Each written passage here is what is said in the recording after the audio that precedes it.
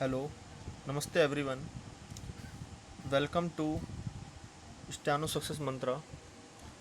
This dictation is Rajasthan District Court at the speed of 100 word per minute. Ready guys? 10 seconds, 5 seconds, start.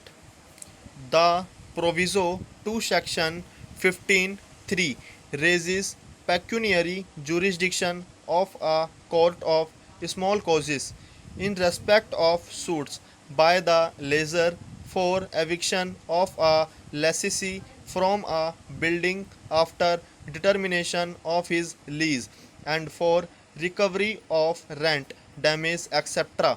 from him in respect of period of occupation during the continuance of lease or for compensation for use and occupation thereof after determination of lease to the extent of rupees 5,000. The language of provisions of statute as noticed above makes it clear that the legislature has labored to specify the cases which shall not be cognizable by courts of small causes when there is already a court having jurisdiction to try such suits, but in view of the scheme of SCC Act 1887 and sections 15 and 16 of Code of Civil Procedure, it is clear that the court of small causes is a court of preferential jurisdiction and not of a exclusive jurisdiction.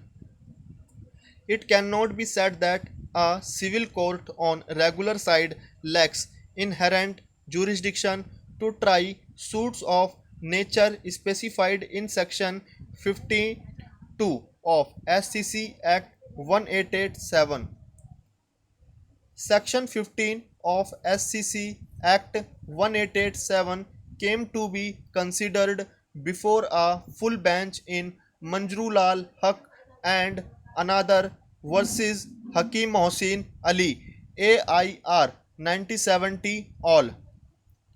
604, though it was in the context of the question whether a decision given by a court of small causes in a suit for arrears of rent will operate as res judicata in a suit filed later in the court of munsif for recovery of arrears of rent for a different period for ejectment.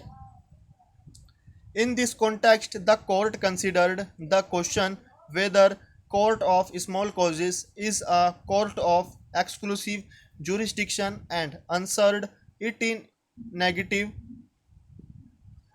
in para 21 of the judgment of Honorable S. D. Khare J. and para 52 of concurrent judgment of Honorable Jagmohan Lal Sinha J. It has been said explicitly that court of small causes is not a court of exclusive jurisdiction, but it is court of preferential jurisdiction. Having said so, I proceed to consider Article 4, Schedule 2nd of SCC Act 1887 as amended in UP.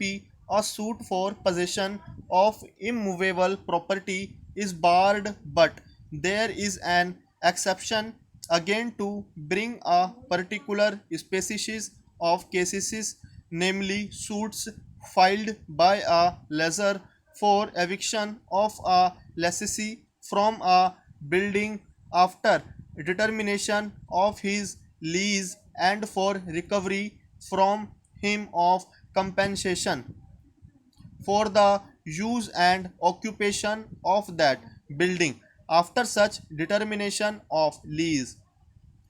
Return of plaints in suits involving questions of title notwithstanding anything in the foregoing portion of this act when the right of a plaintiff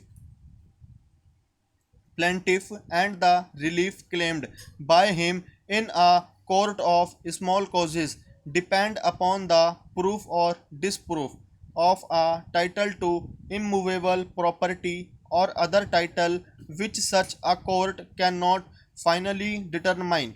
The court may, at any stage of the proceedings, return the plaint to be presented to a court having jurisdiction to determine the title. When a court returns a plaint under subsection 1, it shall comply with the provisions of the second paragraph of section 57 of the Code of Civil Procedure and make such order with respect to costs as it deems just, and the court shall, for the purposes of the Indian Limitation Act 1877B, deemed to have been unable to entertain the suit by reason of a cause of a nature like to that of defect of jurisdiction.